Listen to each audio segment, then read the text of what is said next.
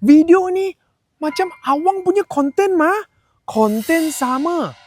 Pattern shooting pun sama. Oh, ini yang kawan-kawan Sin kasih awang tengok punya. Wang, ini ada orang copy you. Ini ada orang copy you. Sudah ada berapa lah. I pun tak ingat lah.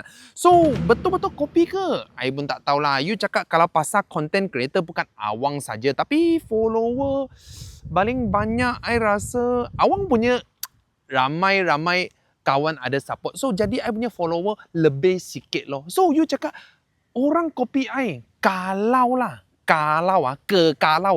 betul-betul dia orang copy I, ada sikit tak happy lah. Sebab ini banyak konten yang awang sendiri fikir punya kan. Sampai rambut-rambut terputih lah. Tapi ya, kalau I ada value, kasih dia orang copy, I rasa pun happy jugalah. Pernah tak kau orang tengok yang dia orang shooting feel lah dengan dia punya konten lebih kurang dengan awang punya? Ada tak? Kau orang komen sikit. Kalau ada orang copy you you suka ke tak suka? Kalau dengan awang, I okay saja. Follow awang, dapatkan info dan knowledge creator.